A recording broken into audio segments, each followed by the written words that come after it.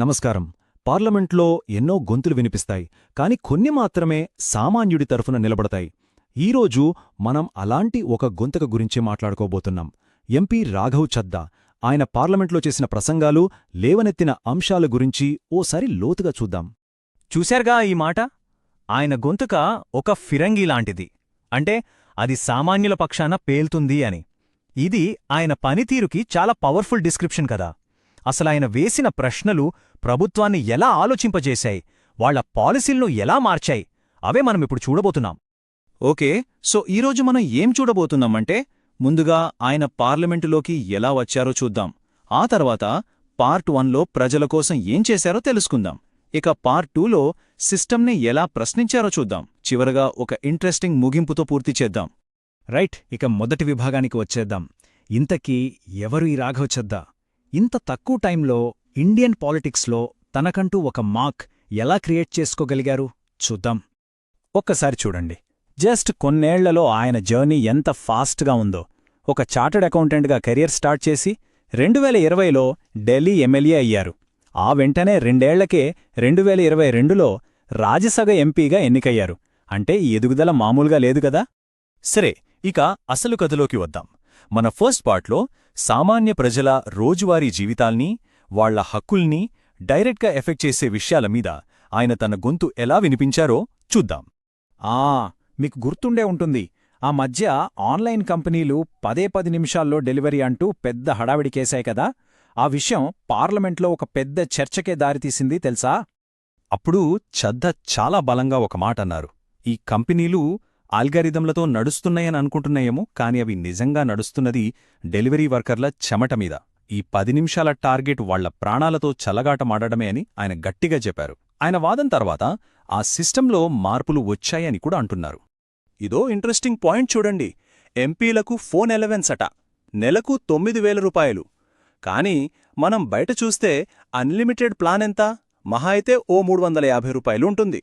మరి 350 రూపాయలతో అయ్యే పనికి ప్రజాధనం 9,000 ఎందుకు వృధా చేయాలి అని ఆయన సూటిగా ప్రభుత్వాన్ని అడిగారన్నమాట. ఇక టెలికాం పాలసీల మీద ఆయన వేసిన ప్రశ్న, ఇది చాలామందికి కనెక్ట్ అవుతుంది. మన ఫోన్ రీఛార్జ్ అయిపోతే అవుట్గోయింగ్ కాల్స్ ఆపడంలో ఓ అర్థం ఉంది, సరే, కానీ ఇన్కమింగ్ కాల్స్ కూడా ఎందుకు ఆపేయాలి? ఇది ఎంతవరకు కరెక్ట్ అని ఆయన ప్రశ్నించారు.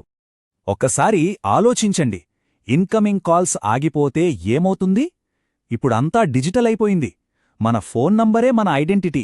యూపీఐ పేమెంట్స్ కావాలన్నా, బ్యాంకు ఓటీపీలు రావాలన్నా, ఆధార్ అథెంటికేషన్ అయినా, చివరికి హాస్పిటల్ నుంచి ఎమర్జెన్సీ కాల్ వచ్చినా అన్నీ ఇన్కమింగ్ మీదే ఆధారపడి ఉన్నాయి. వీటిని ఆపేశారంటే మన రైట్ టు కమ్యూనికేషన్ హక్కును లాగేసుకున్నట్టే కదా అని ఆయన వాదించారు. ఓకే, ఇది పార్ట్ 1. ఇప్పటివరకు మనం చూసింది వ్యక్తిగత సమస్యల గురించి. కాని ఇక పార్ట్ 2లో ఆయన ఏకంగా సిస్టమ్నే ఎలా ఛాలెంజ్ చేశారో చూడబోతున్నాం. సో వెళ్ళకండి, కామెంట్ చేయడం, సబ్స్క్రైబ్ చేయడం మాత్రం మర్చిపోకండి. Welcome back.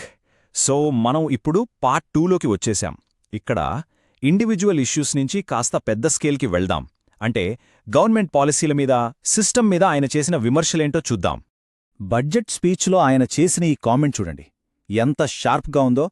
ఇండియాలో పౌరుడికి 2 గ్యారంటీ, ఒకటి చావు, రెండోది పన్ను. అబ్బా, ఈ ఒక్క మాటతో ఇండియాలో పన్నుల భారం ఎంత ఎక్కువగా ఉందో చెప్పకనే చెప్పేశారు. ఆయన చెప్పిన లాజిక్ ఏంటంటే, మన జీవితంలో ప్రతి స్టేజ్లోనూ పన్ను కట్టాల్సిందే. పుట్టినప్పుడు హాస్పిటల్ బిల్లు మీద పన్ను, చదువుకుంటే దానిమీద పన్ను, ఉద్యోగం వస్తే ఇన్కమ్ ట్యాక్స్, ఏదైనా కొంటే జీఎస్టీ, ఇల్లు కట్టుకుంటే, ప్రయాణం చేస్తే, చివరికి చనిపోయిన తర్వాత కూడా పన్నుల గోల తప్పదు. ఇలా ప్రతి దశలోనూ పన్నులు వసూలు చేస్తున్నారని ఆయన అన్నారు. ఇది చాలామందికొచ్చే డౌట్. ఆయనేమో దీన్ని పార్లమెంట్లో సూటిగా అడిగేశారు. మనం బండి కొన్నప్పుడు రోడ్ ట్యాక్స్ కట్టేశాం, పెట్రోల్ కొట్టించిన ప్రతిసారి జీఎస్టీ కడుతున్నాం, మరి అదే బండి మీద హైవే ఎక్కితే మళ్లీ టోల్ ట్యాక్స్ ఎందుకు కట్టాలి? ఇది ఒకే సేవకు 2 సార్లు పన్ను కట్టించుకోవడం కాదా అని ఆయన అడిగారు. ఇక ఎయిర్లైన్ సంగతి చూడండి, ఇదైతే మరీ దారుణం. మన 1 కేజీ లగేజ్ ఎక్కువ తెస్తే వేలకు వేలు ఫైన్ వేస్తారు. కరెక్టే, కాని వాళ్ల ఫ్లైట్ గంటల తరబడి లేటైతే, మన టైం వేస్ట్ అయితే మనకు 1 రూపాయి కూడా నష్టపరిహారం ఇవ్వరు. ఇది ఎంత అన్యాయం! ఈ వన్ సైడ్ రూల్స్ని ఆయన పార్లమెంట్లో ప్రశ్నించారు. ఇక ఆయన ప్రపోజ్ చేసిన ఇంకో కాన్సెప్ట్, రైట్ టు రీకాల్, అంటే తిరిగి పిలిచే హక్కు అనమాట. సింపుల్గా చెప్పాలంటే మనం ఎన్నుకున్న ఎమ్మెల్యే లేదా ఎంపీ సరిగ్గా పనిచేయకపోతే వాళ్ల పదవీకాలం పూర్తి కాకముందే ఓటర్లే వాళ్లను తొలగించే పవర్ ఉండాలి. ఇదే ఆయన వాదన. ఇంకా చెప్పాలంటే ఈ సిస్టమ్ ఏదో కొత్తది కాదు. ప్రపంచంలో ఆల్రెడీ 24 దేశాల్లో ఇది అమల్లో ఉంది. ఇలాంటి వ్యవస్థ ఉంటే ఎలక్ట్ అయిన వాళ్లకు జవాబుదారీతనం పెరుగుతుంది, ప్రజాస్వామ్యం కూడా బలపడుతుంది అని ఆయన అభిప్రాయం. సో ఫైనల్గా మనం ముగింపుకొచ్చేశాం. ఇప్పటివరకు మనం చూసిన ఆయన పార్లమెంటరీ జోక్యాలను ఒక్కసారి క్విక్గా రీక్యాప్ చేద్దాం. చూసాం కదా, గిగ్ వర్కర్ల సేఫ్టీ నుంచి మొదలుపెట్టి అందరికీ అందుబాటులో ఉండే టెలికాం రూల్స్ కోసం, పన్ను చెల్లింపుదారుల హక్కుల కోసం, చివరికి ఓటర్లకు జవాబుదారీతనం ఉండాలంటూ రైట్ టు రీకాల్ వరకు ఇలా ఎన్నో కీలకమైన అంశాల్ని ఆయన పార్లమెంటు ముందుకు తెచ్చారు. ఇవన్నీ చూస్తుంటే ఆయన సామాన్యుడి గొంతుకగా నిలబడటానికి ప్రయత్నిస్తున్నారనిపిస్తుంది. సరే, చివరిగా ఈ ఒక్క ప్రశ్నతో ఈ విశ్లేషణను ముగిద్దాం. ప్రజల సమస్యల్ని ఇంత డైరెక్ట్గా, ధైర్యంగా ప్రశ్నించే ఈ తరహా రాజకీయాలే మన ప్రజాస్వామ్యానికి భవిష్యత్తా? ఇది ఎంతవరకు సరైన పద్ధతి? ఆలోచించాల్సిన విషయమే. మరో ఆసక్తికరమైన విశ్లేషణతో మళ్ళీ కలుద్దాం. ఒకవైపు చూస్తే ప్రజల ఆవేశం, మరోవైపు చూస్తే పాలకుల ముందున్న వాస్తవిక సవాళ్లు. 140 కోట్ల మంది ఉన్న మన దేశంలో ఈ రెండింటినీ బ్యాలెన్స్ చేయడం అసలు ఎంత కష్టం. ఒక డిమాండ్ వినడానికి చాలా కరెక్ట్ అనిపిస్తుంది, కాని దాన్ని ఆచరణలో పెట్టడం ఎందుకంత కష్టంగా మారుతుంది? సరే, ఈరోజు మనం సరిగ్గా ఈ విధాన సందిగ్ధత గురించే కొంచెం లోతుగా మాట్లాడుకుందాం. ఈ మాట చూడండి, ఎంత పవర్ఫుల్గా ఉందో. మన ఈ విశ్లేషణకు పునాది ఇదే. అంటే ఒక హెల్దీ డెమోక్రసీలో గవర్నమెంట్ను క్వశ్చన్ చేయడమనేది మన హక్కు మాత్రమే కాదు, అదొక బాధ్యత కూడా. సరే, ఇదే స్ఫూర్తితో ముందుగా ప్రజల గొంతుక ఏంటో విందాం. ఓకే, ఫస్టు ఒక common man point of view నుండి వస్తున్న కొన్ని పవర్ఫుల్ క్వశ్చన్స్ చూద్దాం. ఇవి ఊరికే ఆరోపణలు కాదు సుమా, కోట్ల మంది వాళ్ల అనుభవాల్లోంచి అడుగుతున్న ప్రశ్నలు, వాళ్ల ఆవేదనలు. ఇప్పుడు చూడండి, మనకు కావలసినవన్నీ 10 నిమిషాల్లో ఇంటి ముందుకొచ్చేస్తున్నాయి. ఎంత సౌకర్యమో కదా! కాని ఈ స్పీడ్ వెనకాల మనం చెల్లిస్తున్న అసలు ధర ఏంటి? ఆ 10 నిమిషాల టార్గెట్ కోసం ఆ డెలివరీ ఏజెంట్లు వాళ్ల ప్రాణాల్ని పణంగా పెడుతున్నారా? జస్ట్ ఒక అల్గారిథం కోసం ఒక మనిషి లైఫ్ని రిస్క్లో పెట్టడం ఎంతవరకు కరెక్ట్? ఇది నిజంగా ఆలోచించాల్సిన విషయమే. ఒకసారి కంపారిజన్ చూడండి.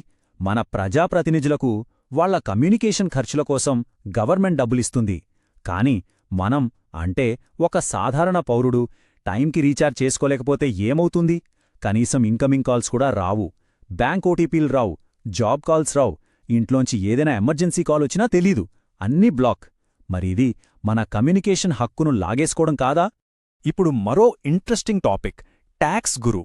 ఈ పేరు వినడానికి సరదాగా ఉన్నా దీని వెనకాల చాలా వ్యంగ్యముంది. పుట్టినప్పటినుంచి ప్రతి స్టెప్లోనూ పనులు కట్టాల్సొస్తోందని ఫ్రస్ట్రేషన్, అదే ఈ పేరు. అసలు ఈ భారం ఎలా ఉంటుందో ఒక చిన్న ఎగ్జాంపుల్ చూస్తే మనకే అర్థమవుతుంది. జస్ట్ ఆలోచించండి, ఒక కారు కొని రోడ్డు మీద నడపాలంటే ఎన్ని ట్యాక్సులు కట్టాలో చూడండి. ఫస్ట్, కారు కొన్నందుకు జీఎస్టీ, ఓకే. ఆ తర్వాత రోడ్లు వాడుతున్నందుకు రోడ్డు ట్యాక్స్, ఫైన్. ఆ తర్వాత పెట్రోల్ పోయించుకుంటే దానిమీద సెస్. చివరిగా అదే రోడ్డు మీద కొంచెం ఫాస్ట్గా వెళ్దామంటే టోల్ ట్యాక్స్. అందుకే ప్రతి ఒక్కరి మెదల్లో వచ్చే ప్రశ్నేంటంటే, అసలు రోడ్డు ట్యాక్స్ కట్టిన తర్వాత మళ్ళీ ఈ టోల్ ట్యాక్స్ ఎందుకు అనేది. సో ఇప్పటిదాకా మనం చూసిన ఈ ప్రశ్నలన్నీ రియల్ క్వశ్చన్స్. ఇవి ఎవరో ఒకరిద్దరివి కాదు, కోట్లాది మంది ప్రజల ఫ్రస్ట్రేషన్స్. వీటికి సరైన ఆన్సర్స్ దొరకనంతకాలం సిస్టమ్ మీద అసంతృప్తి పెరుగుతూనే ఉంటుంది, అందులో డౌటే లేదు. అయితే అసలు పాయింట్ ఇక్కడే ఉంది. ఈ ప్రశ్నలకు సమాధానం వెతకాలంటే ఏం కావాలి, ఎలా ఆలోచించాలి? ఓకే, ఇప్పుడు మనం కాయిన్కి రెండో వైపు చూద్దాం. ఇప్పటిదాకా ప్రశ్నించేవాడి వైపు నిలబడ్డాం కదా, ఇప్పుడు ఆన్సర్ చెప్పాల్సిన వాళ్ల షూస్లోకి వెళ్ళి ఆలోచిద్దాం. రైట్, ఇప్పుడు మనం పాలసీ మేకర్స్ పాయింట్ ఆఫ్ వ్యూలోకి వెళ్దాం. అంటే కిరీటం మోస్తున్న వాళ్ల భారమేంటో చూద్దాం. 140 కోట్ల మంది ప్రజలు, వేల రకాల అభిప్రాయాలు, ఇలాంటి దేశాన్ని పాలించడమంటే నిజంగా అదొక ముళ్ల కిరీటం లాంటిదే. వాళ్ల ముందుండే ఛాలెంజెస్ ఏంటో ఇప్పుడు అర్థం చేసుకుందాం. ఈ నంబర్ చూడండి, 140 కోట్లు.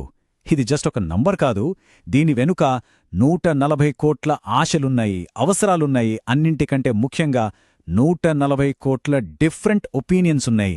ఇప్పుడు చెప్పండి, ఒకరికి కరెక్ట్ అనిపించే పాలసీ ఇంకొకరికి చాలా పెద్ద అన్యాయంగా కనిపించొచ్చు. మరి అలాంటప్పుడు అందర్నీ సాటిస్ఫై చేసే డెసిషన్ తీసుకోవడం అసాధ్యం కదా? మన తెలుగులో ఒక మంచి సామెత ఉంది, అందరికీ నచ్చినట్టు మాట్లాడితే అప్పన్న, ఎవరికీ నచ్చకుండా మాట్లాడితే తాతన్న అని. పాలసీ మేకర్స్ పరిస్థితి అచ్చం ఇలాగే ఉంటుంది. కార్పొరేట్లకు ట్యాక్స్ తగ్గిస్తే పేదవాళ్ల వ్యతిరేకి అంటారు. సరే, పేదల కోసం స్కీమ్స్ పెంచితే దేశ ఖజానా ఖాళీ చేస్తున్నారు అంటారు. అంటే ఏం చేసినా సరే మెచ్చుకునేవాళ్లతో పాటు తిట్టేవాళ్లు కూడా ఉంటారు. ఇది తప్పదు. సరే, మళ్ళీ మనం ఇందాకటి టోల్ ట్యాక్స్ విషయానికి వద్దాం. ప్రజల అడిగినట్టే గవర్నమెంటు అన్ని టోల్స్ని తీసేసిందనుకుందాం, ఓకేనా? మరప్పుడు ఈ వేల కిలోమీటర్ల హైవేల మెయింటెనెన్స్ ఎలా, రిపేర్లెలా, కొత్త రోడ్లు ఎలా వేస్తారు? ఆ డబ్బు ఎక్కడ్నించొస్తుంది? ఆ భారం మళ్ళీ తిరిగి తిరిగి ఇంకో రూపంలో మనమీద పడదా? ఇక్కడే ఇంకో తెలుగు సామెత గుర్తుకొస్తుంది, ముందు వెనక చూసుకోకుండా అడుగు వేస్తే మునిగిపోతాం అని. ఇది ఎకనామిక్స్కి పర్ఫెక్ట్గా సూట్ అవుతుంది. జస్ట్ పాపులారిటీ కోసం లాంగ్ టర్మ్ ఎఫెక్ట్స్ ఆలోచించకుండా పన్నులు తీసేస్తే మన పక్కనే శ్రీలంకలో ఏం జరిగిందో చూశాం కదా, అలాంటి పరిస్థితి వస్తుంది. షార్ట్ టర్మ్ గెయిన్స్ కోసం తీసుకునే నిర్ణయాలు దేశాన్ని పెద్ద సంక్షోభంలోకి నెట్టేస్తాయి. ఇక్కడే అసలైన పొలిటికల్ ఛాలెంజ్ మొదలవుతోంది. దేశానికి నిజంగా అవసరమైన కొన్ని కఠినమైన నిర్ణయాలు తీసుకున్నారనుకోండి, అవి వెంటనే ప్రజలకు నచ్చకపోవచ్చు. దాని ఎఫెక్ట్ ఏంటి? నెక్స్ట్ ఎలక్షన్లో ఓడిపోతారు. అంటే ఈ 5 ఏళ్లకోసారి వచ్చే ఎలక్షన్ సైకిల్ లాంగ్ టర్మ్ ప్లానింగ్కి ఒక పెద్ద అడ్డంకిగా మారుతోందన్నమాట. ఇంకో మాట, కొన్ని దశాబ్దాలుగా పాతుకుపోయిన సిస్టమ్స్ని ఒక్కరోజులో ఒక సంతకంతో మార్చేలేం. చెట్టు ముదిరితే కాని వంగదు అంటారు కదా, అలాగన్మాట. సిస్టంలో మార్పు రావాలంటే అది నెమ్మదిగా లోపలి నుంచే రావాలి.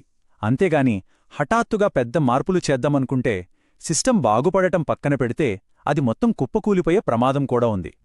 రైట్ టు రీకాల్, ఈ ఐడియా వినడానికి ఎంత బాగుందో కదా. మన లీడర్ సరిగ్గా పనిచేయకపోతే మనమే వెనక్కి పిలిచేయొచ్చు. Super idea. కానీ ప్రాక్టికల్గా ఆలోచించండి, 140 కోట్ల మంది ఉన్న మన దేశంలో ఇది కంటిన్యూయస్ పొలిటికల్ ఇన్స్టెబిలిటీకి దారితీస్తుంది. ప్రతి చిన్న విషయానికి ఎలక్షన్లు పెట్టుకుంటూ పోతే ఇక అసలు పరిపాలన ఎప్పుడు చేస్తారు? సరే, ఇక ఫైనల్ పాయింట్కొద్దాం. ఇప్పటిదాకా మనం ఏం చూశాం? ఒక డెమోక్రసీ అనే కాయిన్కి ఉన్న 2 వైపుల్ని చూశాం.